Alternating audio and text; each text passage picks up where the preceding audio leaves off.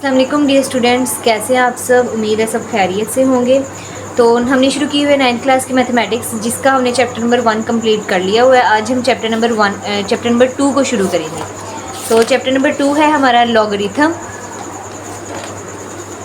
Logarithm वो कह रहे हैं कि क्या चीज़ है। लॉगरिथम एक मैथमेटिकल टूल है जिसकी मदद से हम कॉम्प्लेक्स कैलकुलेशन, मतलब वो जो बहुत लंबी लंबी और बड़ी बड़ी कैलकुलेशंस हैं उनको आसानी से सॉल्व कर लेते हैं। स्पेशली कौन सी, जिनमें एक्सपोनेंशियल ग्रोथ या एक्सपोनेंशियल डिके होता है, मतलब या जिनकी पावर बहुत ज़्यादा बड़ी या जिनकी पावर बहुत ज़्यादा छोटी होती है, ऐसी वैल्यूज़ को हम क्या करते हैं, लॉगरिथम की मदद से सॉल्व कर लेते हैं, ताकि हमारी जो कॉम्प्लेक्शन है ना उन प्रॉब्लम्स को सॉल्व करने की, वो कम हो जाए। ठीक है, वो इतनी ज़्यादा कॉम्प्लेक्स ना रहें जितनी कि वो थी। तो इसके लिए हम क्या यूज़ करते हैं, लॉगरिथम यूज़ करते हैं। इसको हम डिफरेंट फील्ड्स में यूज़ करते हैं, जैसे कि banking, science, engineering, information technology and chemistry वगैरह सब में हम क्या करते हैं, लॉगरिथम को यूज़ करते हैं। ये हम क्या करते हैं, एक नॉन लीनियर डाटा को लीनियर में जब हम ट्रांसफॉर्म करना चाहते हैं ना, तो हम जो लॉगरिथम है उसको यूज़ करेंगे। जब हम किसी नॉन लीनियर डेटा को लीनियर डेटा में कन्वर्ट करते हैं। ठीक है, लीनियर डेटा क्या होता है, जिसमें हमारी मैक्सिमम पावर 1 हो। मैक्सिमम पावर क्या हो, 1 हो। तो नॉन लीनियर क्या होगा, जिसमें 1 से बड़ी पावर्स हो, मतलब हो सकता है उसकी पावर में 100 हो, पावर में 1000 हो, किसी भी वेरिएबल की पावर में। तो उसको कम करने के लिए, उसको इजीली सॉल्व करने के लिए, या उसको बिल्कुल ही लीनियर कर देने के लिए हम क्या करते हैं, लॉगरिथम को इस्तेमाल करते हैं। ठीक है, इसमें हमारे पास जो सबसे पहला कॉन्सेप्ट है वो है साइंटिफिक नोटेशन। साइंटिफिक नोटेशन एक ऐसा अमल है जिसकी मदद से हम बहुत ज़्यादा लार्ज या बहुत ज़्यादा छोटे स्मॉल नंबर्स होते हैं ना, इनको हम छोटी फॉर्म में लिख देते हैं ताकि वो हम ज़्यादा जल्दी समझ आ सकें। अब देखिए, कोई बहुत बड़ा नंबर है, ठीक है, फॉर एग्जांपल आपके पास एक नंबर है 1 0 0 0 0 0 0। ये एक बहुत बड़ा नंबर है। इसमें हमें पता करने के लिए कि ये कितना बड़ा नंबर है, हम क्या करेंगे, ज़ीरो को काउंट करेंगे, 1 2 3 4 5 6 इस तरह। तो ये बहुत लंबा हो जाएगा और कॉम्प्लेक्स भी, याद करने में भी मुश्किल। तो इसको हम साइंटिफिक नोटेशन में प्रेजेंट कर देते हैं। हम क्या करते हैं, इन ज़ीरोज़ को पावर में ले जाते हैं। ठीक है, जितने ज़ीरो होंगे ना वो हम क्या करेंगे, पावर में लिख देंगे। तो इस पूरी वैल्यू को हम इस इतनी छोटी सी वैल्यू में लिख सकते हैं। तो साइंटिफिक नोटेशन हम इस तरह के बड़े बड़े कॉम्प्लेक्स नंबर्स को छोटे छोटे नंबर में प्रेजेंट करने के लिए यूज़ करते हैं। सो बढ़ते हैं इसकी एक्सरसाइज की तरफ। एक्सरसाइज 2.1 में अगर देखें तो पहले सवाल में वो हमसे कहते हैं कि वो जो ये आपको नंबर जो है ना, ये वैसे दिए हुए हैं कॉमन नोटेशन में, इनको हम क्या करेंगे, साइंटिफिक नोटेशन में कन्वर्ट करेंगे। ठीक है, अब ये एक बहुत बड़ा नंबर है, इसको हम क्या करेंगे, साइंटिफिक नोटेशन की फॉर्म में लिखेंगे। वो कैसे लिखेंगे देख लेते हैं। अब इसमें आपने एक चीज़ याद रखनी है, जब आपके पास एक वैल्यू दी हुई है ना जिसमें कोई डेसिमल पॉइंट नहीं है, तो आप अपनी आसानी के लिए या याद रखने के लिए ये सोचा करें कि ये जो इस पूरी वैल्यू में जो पॉइंट है ना वो सबसे एंड पे है। मतलब आपके पास ये वैल्यू है ना, ठीक है, 20 लाख, तो इसमें जो पॉइंट है ना वो सबसे एंड पे है। बस अपनी आसानी के लिए हम कह देते हैं कि पॉइंट जो है सबसे एंड पे, वैसे तो बेसिकली एंड पे ही है। ठीक है, लेकिन हम यूज़ लगाते नहीं हैं ना, यूज़ करते हैं। तो पॉइंट हम कह देते हैं कि एंड पे है। साइंटिफिक नोटेशन में कन्वर्ट करने के लिए हम इस डेसिमल पॉइंट को ही जो है ना आगे या पीछे की तरफ मूव करते हैं। अब आगे या पीछे हम कब मूव करेंगे, जब पॉइंट हमारा एंड है तो हम उसको पीछे की तरफ मूव करेंगे। जब पॉइंट जो है हमारा एंड पे है ना, या पॉइंट से पहले बहुत ज़्यादा वैल्यूज़ है, कोई पॉइंट वाली वैल्यू है, पॉइंट के बाद भी वैल्यूज़ है, लेकिन पॉइंट से पहले उसके बहुत ज़्यादा वैल्यूज़ है, तो हम क्या करेंगे, पॉइंट को पीछे की तरफ मूव करेंगे, मतलब हम अपनी लेफ़्ट साइड पे मूव करेंगे। तो जितने डिजिट हम पॉइंट पीछे मूव करेंगे ना वो हम पावर में लिख देंगे। जैसे ये पॉइंट है ना, तो मैं इसको उठाकर यहाँ ले आऊँगी, मैं इसको यहाँ से यहाँ पर मूव करवा रही हूँ, मतलब ये 2 पॉइंट हो जाएगा। ठीक है, तो कितने ज़ीरो या कितने डिजिट पीछे गई हूँ मैं, 1 2 3 4 5 6 डिजिट पीछे गई हूँ ना। तो ये जो डिजिट्स मैं पीछे गई हूँ इसको मैं क्या करूँगी, पावर में लिख दूँगी। क्या करूँगी, पावर में लिख दूँगी। ये सिंपल है, आसान तरीका है, बहुत मुश्किल नहीं है। आपने सोचना है पॉइंट एंड पे है, उस पॉइंट को हम जितने डिजिट पीछे उठाकर लाएंगे ना वो हम क्या करेंगे, पावर में लिख देंगे। और एक बात याद रखनी है, जब आप राइट से लेफ़्ट की तरफ मूव करते हैं ना तब हमारी पावर पॉजिटिव होगी। ठीक है, तब हमारी पावर क्या होगी, पॉजिटिव होगी। लेकिन जब हम लेफ़्ट से राइट की तरफ जाते हैं तो तब हमारी पावर नेगेटिव होगी।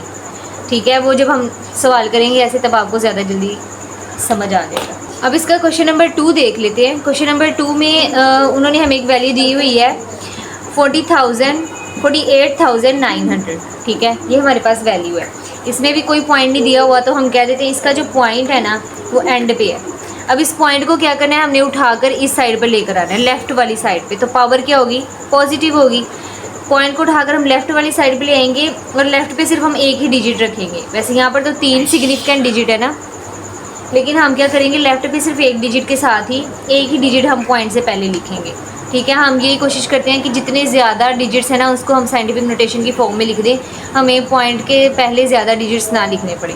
तो हम क्या करेंगे, इस पॉइंट को उठाकर इधर ले आएंगे 4 के पास। 4 के बाद मैं पॉइंट लगा देती हूँ। तो कितने डिजिट मूव किया है, 1 2 3 4, तो 10 की पावर क्या आ जाएगा, 4 आ जाएगा।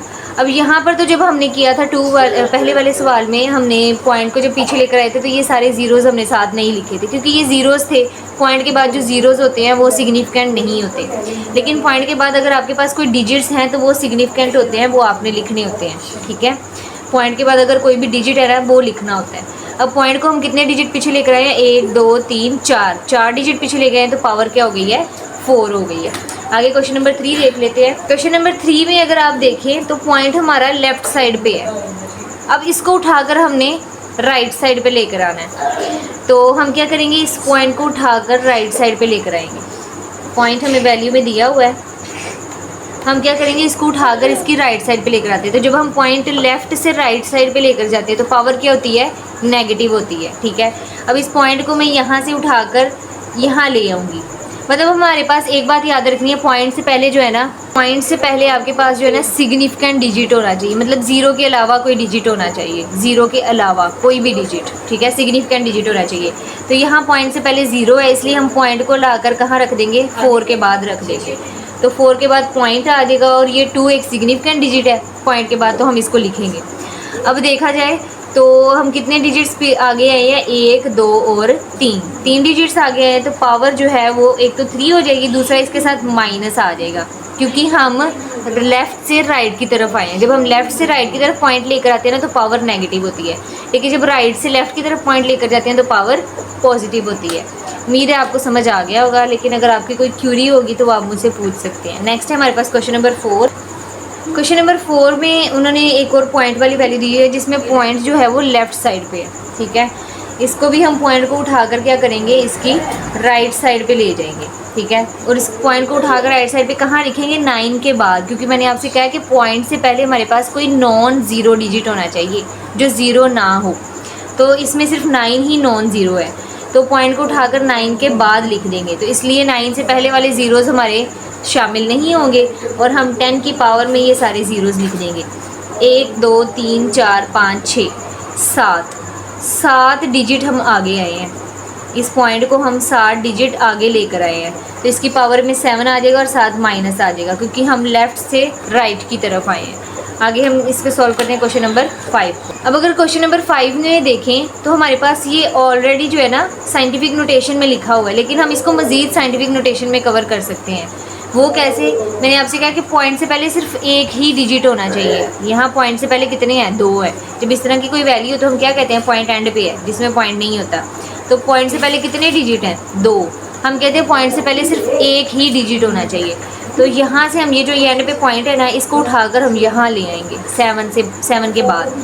तो ये कितने डिजिट्स पॉइंट पीछे मूव हुआ है, 1 डिजिट। तो हम लिख देंगे 10 की पावर 1, और ये जो 10 की पावर 3 है ना, ये ऐसे ही साथ आ जाएगा। अब अगर हमारे पास एक लॉ का एक्सपोनेंट का लॉ था, a की power m multiply by a की power n is equal to a की पावर m प्लस n। हमारे पास एक्सपोनेंट का एक लॉ था कि अगर हमारी बेस सेम है, पावर्स डिफरेंट हैं या सेम है, तो हम क्या करते हैं, पावर्स को ऐड कर देते हैं। वही काम हम यहाँ पर करेंगे। बेस सेम है, दोनों 10 है, पावर्स को क्या कर देंगे, ऐड कर देंगे।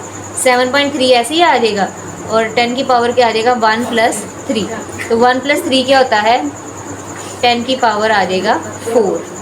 तो ये है हमारा आंसर, 7.3 मल्टीप्लाई बाई 10 की पावर 4, ठीक है। उसके बाद हमारा लास्ट क्वेश्चन है क्वेश्चन नंबर 6। इसमें अगर देखा जाए तो हमारे पास जो पावर है ना वो पॉजिटिव दी हुई है, लेकिन पॉइंट जो है वो लेफ़्ट साइड पे है। मतलब जब हम पॉइंट को मूव करेंगे ना तो पावर क्या हो जाएगी, नेगेटिव हो जाएगी। तो हम देखते हैं पॉइंट को हम क्या कहते हैं कि पॉइंट से पहले एक नॉन ज़ीरो डिजिट होना चाहिए, मतलब ज़ीरो नहीं होना चाहिए, पॉइंट से पहले एक नॉन ज़ीरो डिजिट होना चाहिए कोई भी। तो यहाँ पॉइंट से पहले 0 है, तो हम इस पॉइंट को उठाकर कहाँ ले आएंगे, एक डिजिट आगे ले आएंगे, क्योंकि पॉइंट से पहले सिर्फ एक ही डिजिट होना चाहिए। तो ये एक डिजिट आगे आ जाएगा, ये बन जाएगा 6.5 मल्टीप्लाई बाय 10 की पावर में क्या लिखेंगे, जितने डिजिट आगे मूव हुए हैं। कितने डिजिट आगे मूव हुए हैं, एक डिजिट, लेकिन हम लेफ़्ट से राइट की तरफ आए हैं तो पावर क्या होगी, माइनस, तो -1 आ जाएगा और ये 10 की पावर 2। अब अगेन इसी लॉ के मुताबिक हम क्या करेंगे, इन दोनों को ऐड कर देंगे, तो ये आ जाएगा मल्टीप्लाई 10 की पावर -1 प्लस 2, तो प्लस माइनस माइनस, तो 2 - 1 क्या आ जाएगा 1, और साइन कौन सा आता है, बड़ी रकम वाला, तो मतलब इसकी पावर में क्या आएगा +1, तो हमारे पास आंसर आ जाएगा 6.5 मल्टीप्लाई बाय 10। ठीक है, तो ये था हमारा एक्सरसाइज नंबर 2.1 का क्वेश्चन नंबर 1। अगली वीडियो में हम इसके अगले क्वेश्चंस को सॉल्व करने की कोशिश करेंगे। उम्मीद है आपको समझ आ गई होगी। अगर आपको समझ आ गई होगी तो वीडियो को लाइक कर दीजिएगा, शेयर कीजिएगा और सब्सक्राइब कीजिएगा। अल्लाह हाफिज़।